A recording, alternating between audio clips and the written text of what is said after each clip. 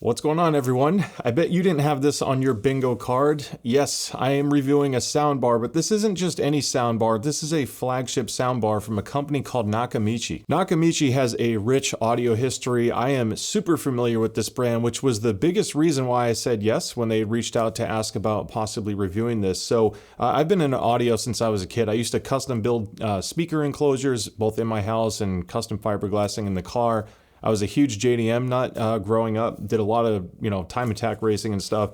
And Nakamichi was big with a lot of cars. Like Japanese cars used to use Nakamichi electronics, and it was also big in the home hi-fi space. So I've had Nakamichi products to date myself quite a long time ago. And when they reached out, I was looking into this. I'm like, holy cow, the specs are crazy. And the price is on the higher end side as well. So we're going to get right into that. So the launch price of the Dragon with a single 12-inch sub is $37.99. That includes a soundbar, 2 wireless rear speakers, and a wireless subwoofer. The power is insane. It's rated at 3,000 watts, which to a lot of people, if you're looking at cheap stuff that has high wattage, it's not the same. This is a true high-powered sound system.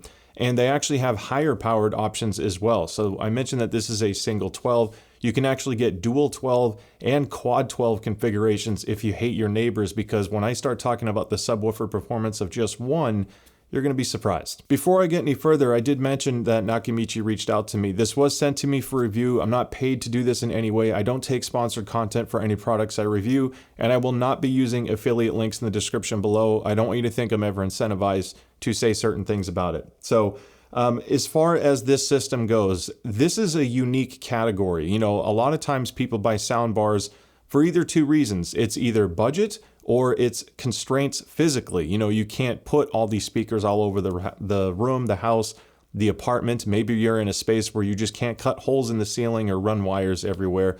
So there's a lot of different applications as to why a soundbar or home theater in a box system would make sense. So I used to work at Best Buy a long time ago, and I used to sell soundbars. I worked in Magnolia, and of course we did a lot of really high-end systems. And this system, if you'd have told me, 10 years ago that soundbars were going to perform like this, I wouldn't have believed you, because a lot of the stuff that came out was relatively cheap and cheap sounding. It was kind of like just, if you could only spend a couple $100s, that's your system. Historically, there's kind of been a stigma on soundbars and, what they represent and what they can do. And some people are like, dude, don't get a soundbar. Just get 2 really good speakers and start there. And that's still sound advice, because depending on what soundbar you're comparing that to, chances are 2 good speakers, even entry-level stuff from Kef, for example, can sound amazing. This is challenging it. Now, obviously, you're paying a price for that, but you're getting insane performance. And the reason why this is such an important thing is some people have the budget, but they don't have the space availability. Or you did a high-end system somewhere and you want something that still sounds good in a different room. Maybe you or your spouse just don't like the idea of seeing components and wires and speakers all over the place, so you want something more simple. Now, just because you want something more simple, it doesn't mean you want it to sound bad or not perform to your expectations. And that's where the Dragon system comes into play, because it's answering the need for high-end without requiring you to buy a ton of separate components and dealing with a more complicated setup or seeing all this stuff everywhere. So with that being said, I want to kind of focus on the unboxing experience because it's relatively painless. So starting off with the whole convenience thing, one, I have never seen something packaged so well in my life, regardless of price, size, whatever it is I'm buying. This was insane. Like, if UPS or FedEx are watching, please don't see this as a challenge to see if you can damage this product. But I can't even imagine how shipping and handling could ever damage these things the way they're packed. That includes the sub, the speakers, and even the optional stands, which I'll talk about in a moment. So unboxing experience, relatively straightforward. You're opening a few things. The boxes tell you how to open it so you can get everything unboxed safely. When it comes to connectivity, the Dragon system has 3 HDMI 2.1 inputs and of course an HDMI 2.1 output with eARC support, because that's going to handle all your Dolby and DTS audio formats and the audio coming from your television. If you need more than HDMI, this does have optical and aux in and out for both of those connections, so you get a little bit more flexibility. And if you want a true wireless connection, it also supports Bluetooth thanks to a Qualcomm chip, which also supports aptX. aptX is kind of nice because it helps give you a little bit lower latency and higher bandwidth. So if you're streaming from a phone and you just want something quick, you can press Bluetooth on the remote or toggle through the inputs on the controls on the top of this soundbar, select your phone, and then you can cast your music wirelessly and just jam out all day if you're not into movies. Because this system is wireless, you basically use the included HDMI cable or your own and connect this to your TV's ARC connection, the ARC. That's the audio return channel, so your television or projector can send audio to the soundbar. This is important if you're using apps, and of course you want to hear the audio. From there, you just plug in the power cord of the soundbar and it's done. For the surround speakers, they are wirelessly connected to the soundbar. They have their own power cord, plug those in, they instantly pair. There is no hold down the button to pair. As soon as I plugged them in, the little blue light turned on, I was instantly locked in, and it never dropped the connection since then. I've had the system for over a month now, and the connection has been flawless the entire time. Not one hiccup, disconnect, or anything. And the same thing goes with the sub. The sub just needs its own power cord, and you're good to go. This is huge because subwoofer placement is a critical thing for getting the ideal listening experience. There's a tip I want to give you, and that's called the sub crawl. It's not that you strap this sub on your back and walk around like a donkey. It's to basically find where the sub will optimally perform in your particular space, because room nodes, cavities in the room, different things can cause the sound to behave in a certain way, and it creates bass nulls or suckouts. And if you put the sub in the wrong spot, you might stand, by the kitchen and all of a sudden there's a lot of bass, but then you go to your couch and it's like dead and there's no bass. So if you can, the sub's really heavy, but if you can plug in the sub, place it as close as possible to your listening position. Because this is wireless, it's kind of nice. Just run an extension cord maybe. Plug it in, play the bass, and then walk to the places where you think you would place the sub permanently. Once you've arrived at the location that has the loudest amount of bass when you're playing a bassy track, that tells you that that spot is more efficient of getting bass back to your main listening position. Because this is wireless, that's super convenient. You don't have to deal with running cords everywhere. Just as long as it's plugged in, you're good to go. Now, the other thing I want to cover is, even though this sub is so damn powerful, and I don't feel like you need multiple subs just to have tons and tons of bass, you get multiple subs if you have these room nodes that, there's a suck out. If you put the sub over here, maybe you're missing a dip at 80 hertz, and then over here sounds good at 80, but now you have a suck out at 110 hertz. So sometimes having two subs will help deal with this. So depending on your room, if you feel like it's just not enough, adding a separate sub in a different location can make a big difference. And of course, if you want even more performance, I mentioned they have a quad subwoofer option, which I can't even imagine how much bass that has after knowing what this one does. But I just want to remind you that that's an option too. So the soundbar is huge, and there's a lot of speakers in here. I counted them, 17 speakers in this enclosure. Now this thing's rather large. I mentioned the 58-inch length, and it's rather heavy. There are two drivers on top firing upwards at an angle to go towards your main listening position. You get drivers on the side, you get them in the front, and then you have three AMTs, air motion transformers, and that is your tweeter for your high frequencies. Now they have unique properties to them. I actually think it's pretty cool that they went with AMTs, because there's pros and cons to AMTs. One of the cons is their natural resonance, or at least their frequency response, can sound a little shouty or kind of harsh sounding. But when you have a system like this, you have active DSP and electronics that can do custom EQ, something that Nakamichi, with their huge history of electronics and components, easily dealt with this system.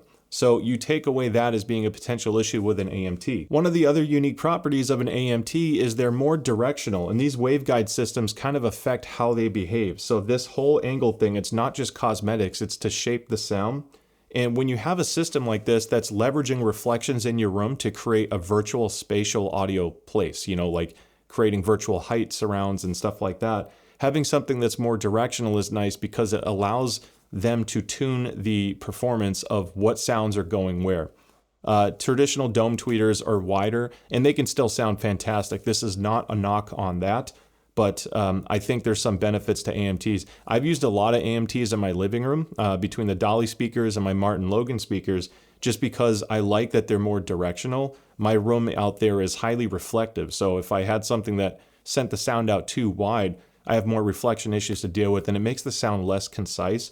So in this application, I think the AMTs are great. So Nakamichi is obviously no stranger to electronics and amplifier design. On the front soundbar alone, this is using 7 discrete amplifier circuits because, as I mentioned, there's a lot of speakers up front. Of the 3,000 watt power rating, the subwoofer itself, the 12-inch sub, is contributing towards 750 watts of that peak power. It's using a 12-inch titanium cone driver. It is incredibly powerful, and on the bottom of the enclosure, you have a 12-inch passive radiator made of carbon. It's a cool setup because it allows more excursion with less distortion. Using a radiator system like this allows the enclosure to stay a little bit more compact, and it allows the sub to really extend and hit hard without having any noticeable distortion on the voice coil itself, or with any port chuffing or air noises coming in and out of the sub. The rear speakers provide you with side, rear, and height surround processing. There's basically 3 separate audio channels per speaker, and of course, this is all done via a wireless connection to the soundbar itself.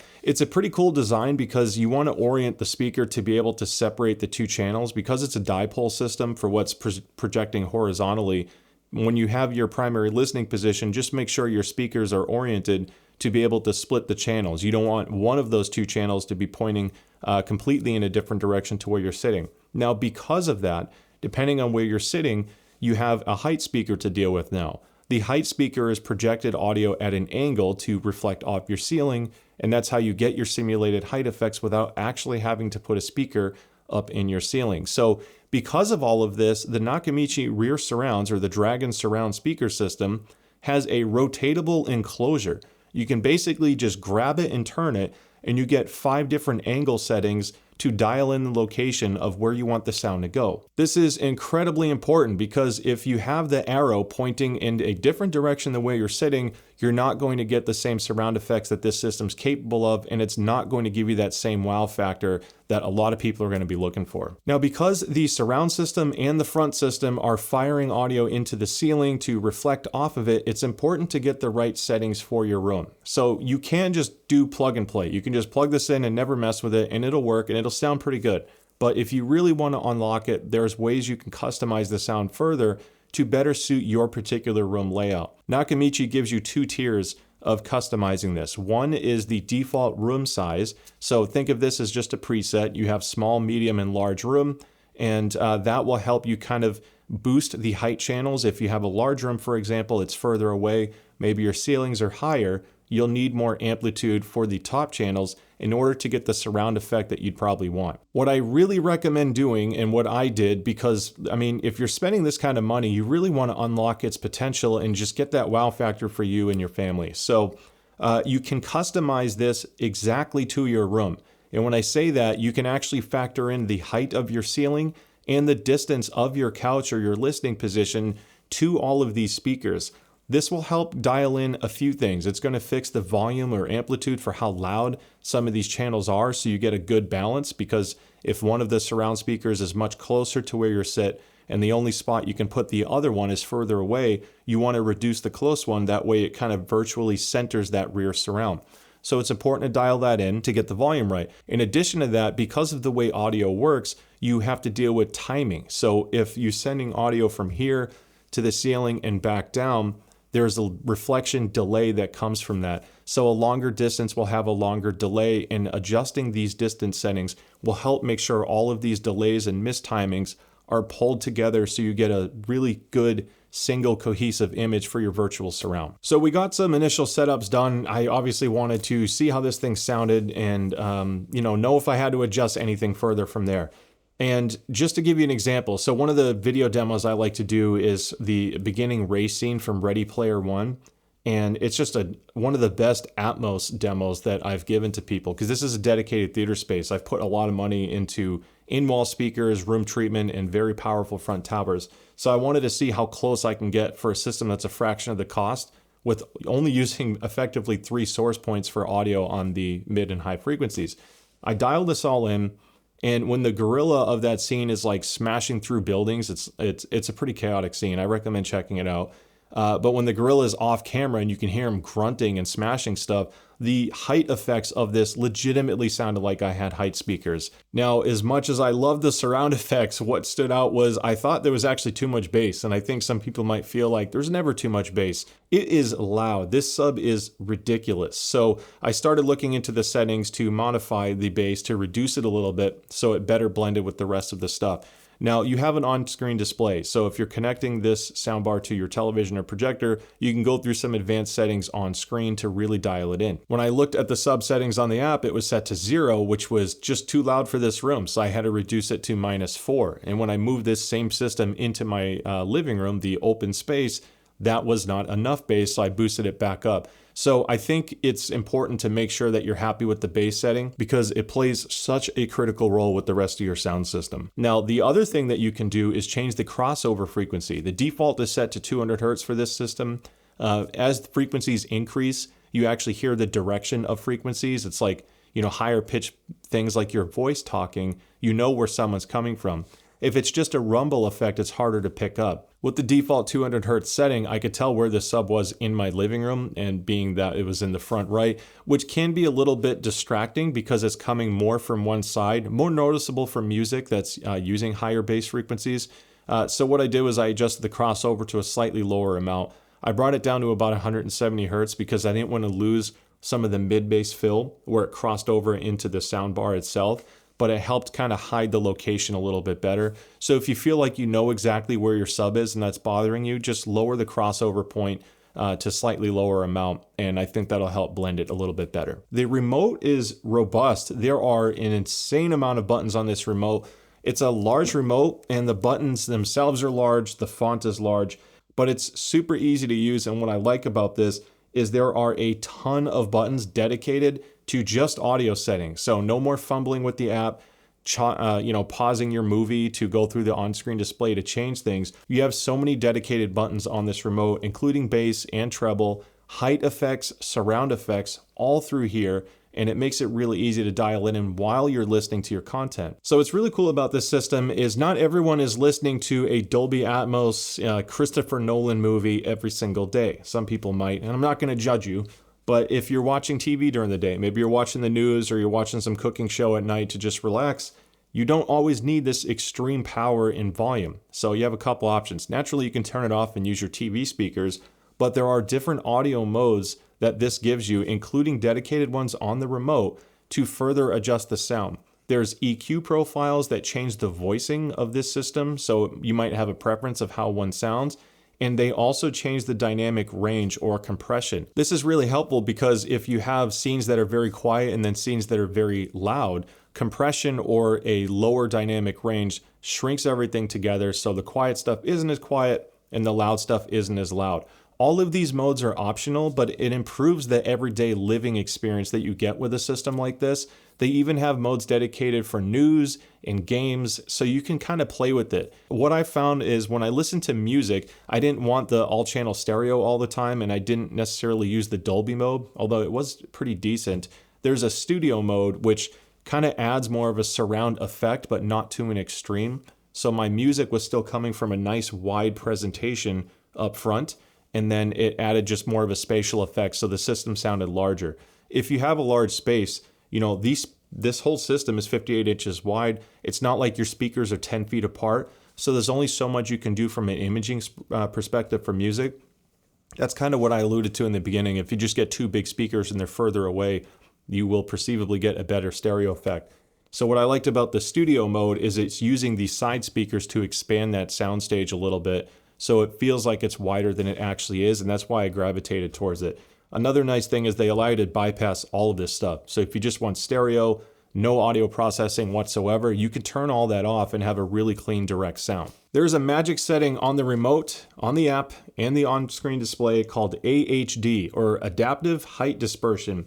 And there are 4 settings. If you turn it off, you still get height surround, but it's playing the native height channels that comes from the content you're watching. So if you're watching a movie that has Dolby Atmos track, it's just playing the Dolby Atmos height channels through these height channels without modifying that sound or processing in any way. You can then switch it to either focal, wide, or ultra, and all of these are quite extreme. They drastically change the sound. In a lot of cases, it's for the better, especially for movies, because when I turned it off, I didn't get anywhere close to the same wow effect for that same demo scene I was talking about earlier from Ready Player One. So in addition to changing modes, you can change the volume of those height channels as well. So it's not so much that there's a right or wrong, and I'm not going to say this is the perfect setting. It's heavily dependent on your room, what content you're watching, and what your preferences are. I think the key highlight here is Nakamichi is allowing you to dial all of that in exactly to what you want.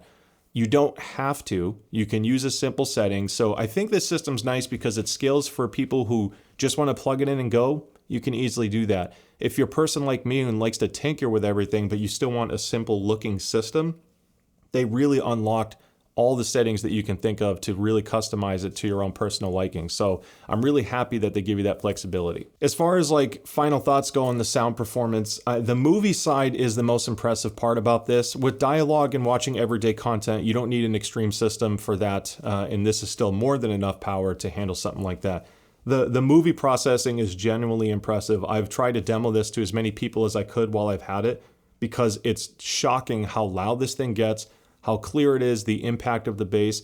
This really highlights the importance of having a good subwoofer and what it can do for home theater. This is part of the equation, having true spatial audio effects and height channels that do their job, and then a subwoofer that's just so thunderous and clean to back it up. It just sounds like it's such a large and powerful system. I think the gray area comes from if you primarily just listen to music. So if you just watch the news all day and then you just listen to music, I still think you're better off just getting a pair of really good stereo speakers, but it's not going to give you anywhere near the immersive effects that this has for movie watching at night. So this is just the laws of physics. It's a single box trying to do all that sound, and they're not huge drivers. It's a bunch of smaller drivers to do all of this effectively. It's incredible for movies. It generally blows away some dedicated systems for this price, because when you look at like a good receiver, let's just say a Denon that's like $700 to $1,200, then you start piecemealing all of these speakers and you're cutting holes into the ceiling,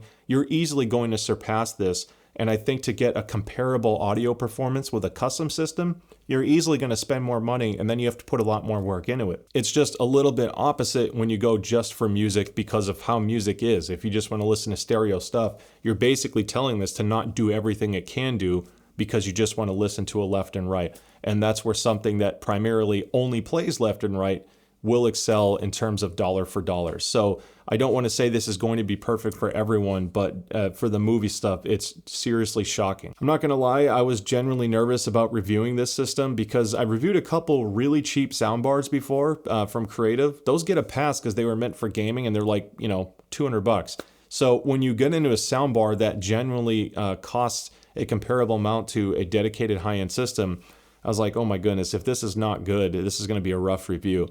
So I was just really excited. This ended up being one of the products I've been most excited to talk about, because seriously, unless you hear it for yourself and you can, when it's in a proper setup, you really don't think this is possible. That's the hardest thing to explain on a video. I tried recording some of this and I tested it with YouTube, but the copyright strikes are insane. It's like instant. But seriously, the sound is just so immersive. The impact is there. It's so easy to use. It's very convenient. So everyone in the family can just plug and play and go.